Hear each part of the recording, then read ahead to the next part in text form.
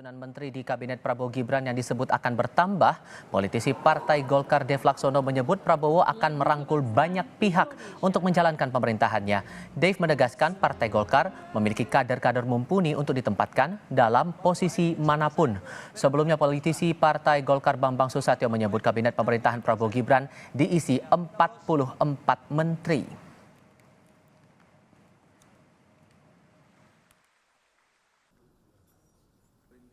Prabowo Gibran itu adalah pemerintahan yang akan mengayomi semua elemen politik dan semua elemen masyarakat yang ada di Indonesia. Dan Partai Golkar adalah gudangnya kader yang siap untuk ditempatkan di semua macam industri, semua macam kebutuhan, akan memastikan bahwa pemerintahan ini berjalan dengan baik, dinamika itu berjalan dengan sempurna, hingga semua roda-roda pemerintahan bergulir dengan baik. Sementara Partai Demokrat dan Partai Keadilan Sejahtera mengaku sudah diajak berbincang oleh Presiden terpilih Prabowo Subianto.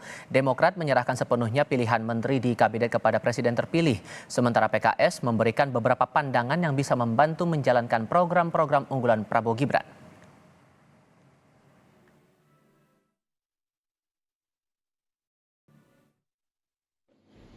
Seluruh pimpinan partai politik yang tergabung di Koalisi Indonesia Maju yang kemudian berkembang menjadi Kim+ tentu sudah diajak bicara oleh Pak Prabowo Subianto selaku Presiden terpilih terkait agenda pemerintah ke depan termasuk struktur dan komposisi kabinet.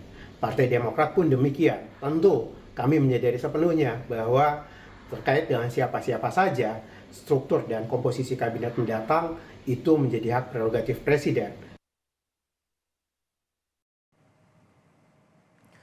PDI Perjuangan memberi sinyal akan mendukung pemerintahan Presiden terpilih Prabowo Subianto mendatang. PDI Perjuangan menyatakan bakal mendukung kabinet pemerintahan Prabowo Gibran selama sesuai dengan visi partai yang dipimpin oleh Megawati Soekarno Putri itu.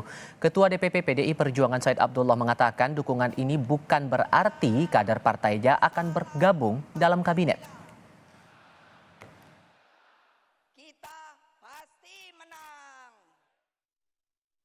PDI Perjuangan itu akan menentukan positioningnya kapan, di mana, dan sebagainya. Bukan itu soalnya adalah bagaimana PDI Perjuangan melihat visi bangsa ke depan 5 tahun di bawah Bapak Presiden Prabowo. Jika visinya sama, maka PDI Perjuangan dengan sendirinya tidak harus masuk kabinet, bisa mendukung itu. Atau nggak masuk kabinet juga pasti dukung. Intinya pokoknya bagi kami keselamatan bangsa dan kemakmuran rakyat adalah harga mati. Ketua Harian Partai Gerindra Sufmi Dasko Ahmad mengungkap jumlah kementerian di Kabinet Prabowo Gibran masih terus dikaji. Pembicaraan dengan partai politik pun masih dinamis. Dasko menyebut komunikasi dengan berbagai parpol terus berjalan. Menurut Dasko, memang ada usulan untuk menambah jumlah kementerian. Namun soal berapa pastinya masih dilakukan simulasi. Wakil Ketua DPR RI itu memperkirakan nomenklatur dan posisi menteri bakal rampung sekitar 7 hari sebelum pelantikan Prabowo Gibran.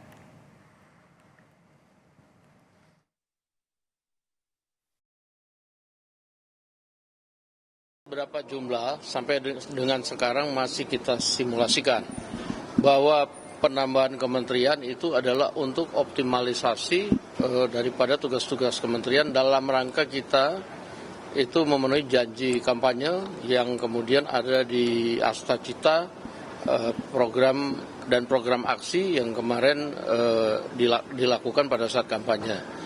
Nah, sehingga jumlah itu ada yang bilang 44, ada yang bilang 42, ada yang bilang 40. Kita juga masih melakukan simulasi. Mungkin pembicaraan itu kan dilakukan dinamis dan juga tadi saya bilang bahwa ini belum final. Demikian. Partai politik mulai mencolek Prabowo Subianto soal kemungkinan kursi menteri. Apakah susunan kabinet Prabowo Gibran lebih kental nuansa akomodatif?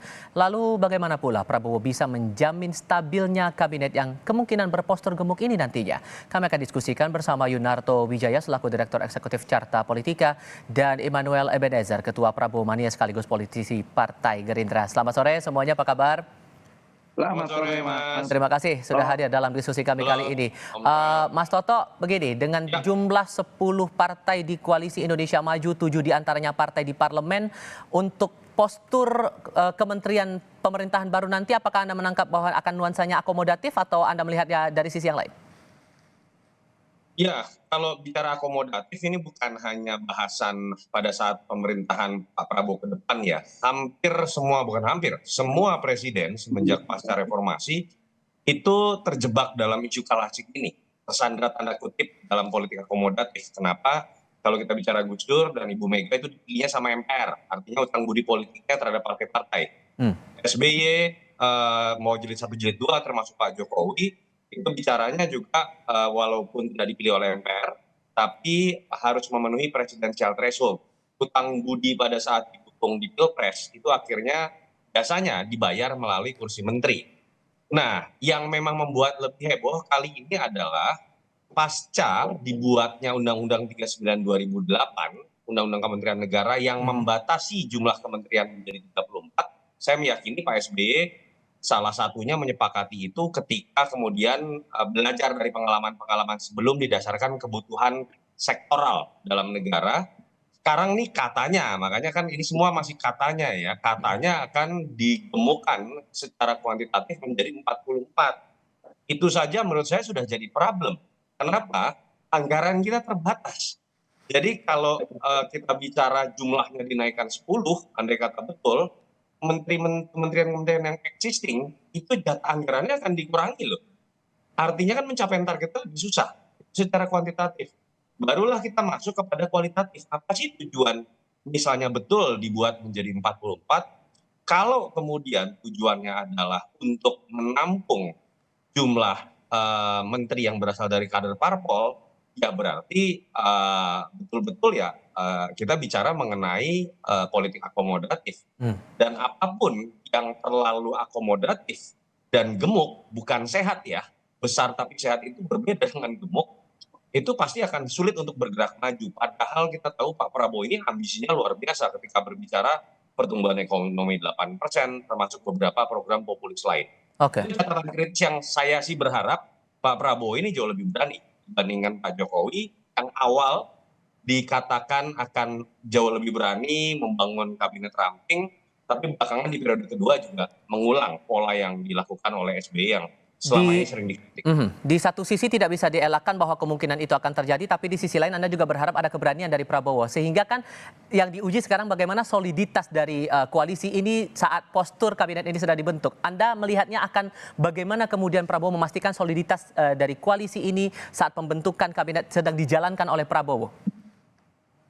Mas, yang disebut sebagai sebuah kebutuhan untuk menjaga stabilitas politik mayoritas absolut dalam koalisi itu cukup 50% plus 1. Bahkan pengalaman di negara-negara maju. Mas Toto? Halo? Oke, boleh dilanjutkan lagi, Mas?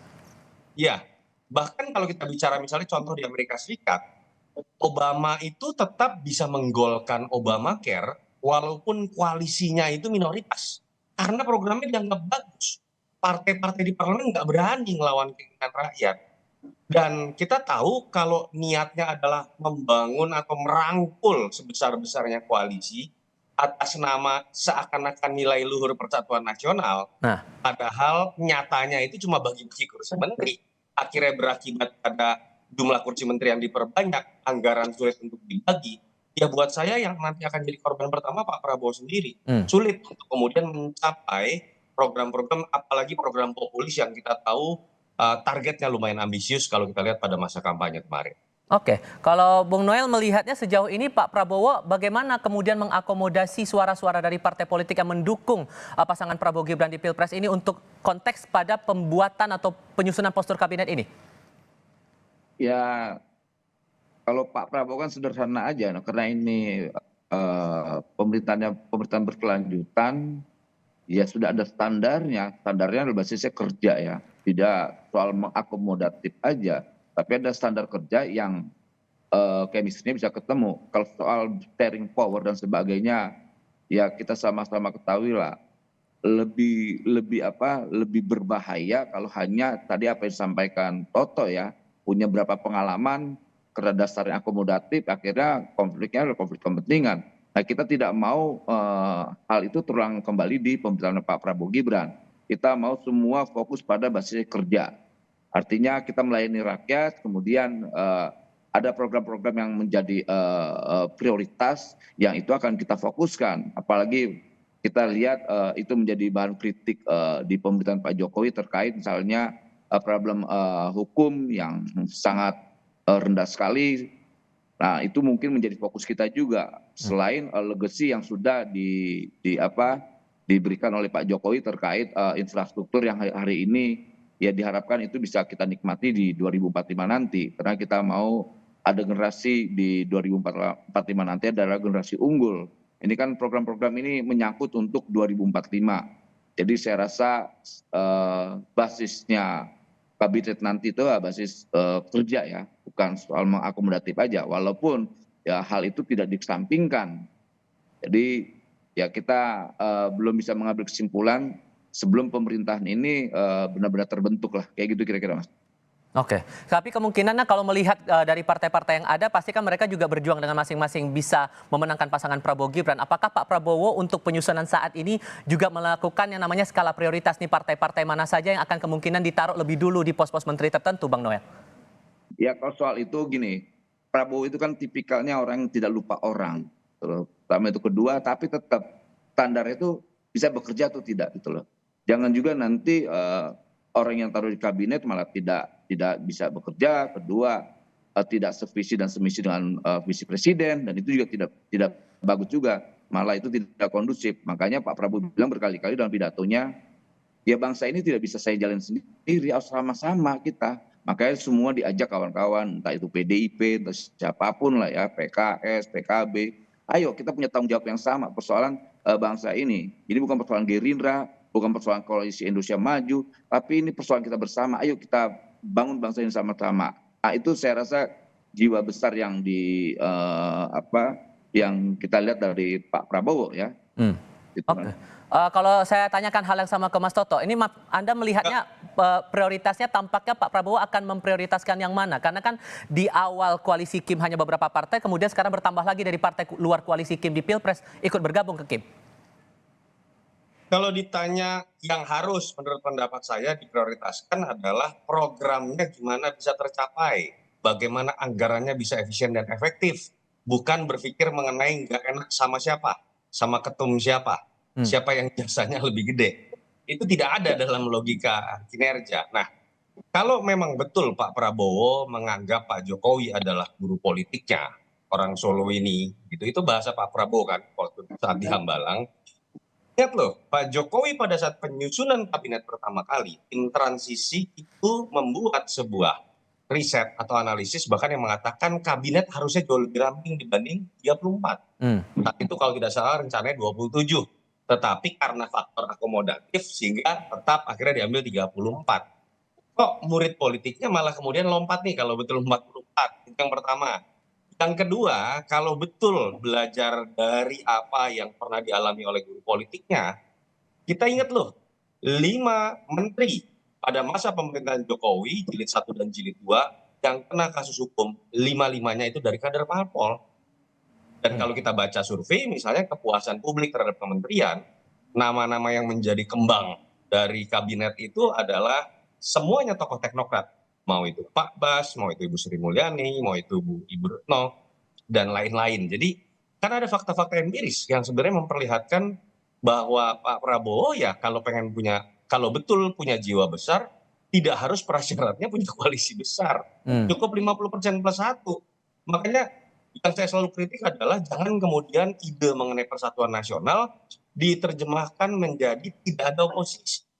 Diterjemahkan menjadi semuanya masuk ke dalam koalisi pemerintahan dan mendapat jatah kabinet. Kalau itu yang terjadi, saya belum pernah melihat soalnya di negara manapun satupun di dunia yang menerjemahkan konsep persatuan itu seperti itu. Ditambah lagi sosok Jokowi ini di mata Prabowo sebagai guru politik ya begitu. Sehingga kalau menurut Anda ini full secara utuh akan ditiru cara berpolitik atau cara pemerintahan dari Jokowi ini oleh Prabowo, atau akan ada sentuhan baru dari Prabowo nantinya menurut Anda, Mas Toto? Tadi kan saya sudah sebutkan, Mas Tifal, kalau guru politik adalah Jokowi, Pak Jokowi itu dulu bahasanya adalah mengenai perampingan. Satu, jumlah ya, secara kuantitatif dari anggota kabinet. Yang kedua, secara kualitatif, Pak Jokowi bisa dibaca, Bang Noel bisa baca, 2014, bulan September Pak Jokowi mengatakan sebisa mungkin tidak perlu yang namanya perubahan atau penambahan nomenklatur. Karena 2 tahun pertama kita bisa nggak kerja, ngurusin birokrasi, belum lagi demo, pelang nama diganti, kop surat diganti. Nah, apa yang kita dengar, walaupun masih dalam gosip ya Mas Tifal, ini kan berbeda total dengan apa yang kita lihat kalau betul mengacu pada pertanyaan Mas Tifal tadi, Jokowi sebagai guru politik dari Pak Prabowo. Saya berharap Pak Prabowo malah lebih berani dan mengulang apa yang pernah Pak Jokowi sempat pada saat 2014 lakukan, yaitu kader parpol yang jadi menteri harusnya tidak lagi jadi pengurus sehingga bisa fokus bekerja dan tuannya hanya presiden, bukan ketum parpol. Berani nggak Pak Jokowi hanya bertahan beberapa bulan, lalu kemudian gagal dan berbuah pada 5 menteri yang ditangkap yang berasal semuanya dari kader parpol. Saya kok percaya ya, harusnya Pak Prabowo lebih berani. Oke, Bung Noel, satu hal lagi yang menarik juga di sini saat saya bertemu dengan Mas Said Abdullah di DPR siang tadi, ia menyebutkan bahwa PDI Perjuangan melihat visi bangsa 5 tahun ke depan, Bapak Presiden Prabowo jika visinya sama dengan PDI Perjuangan, dengan sendirinya tidak harus masuk kabinet bisa mendukung itu. Apakah kemudian Pak Prabowo sesungguhnya juga membuka obrolan berkomunikasi dengan PDI Perjuangan soal susunan kabinet ini, Bang Noel?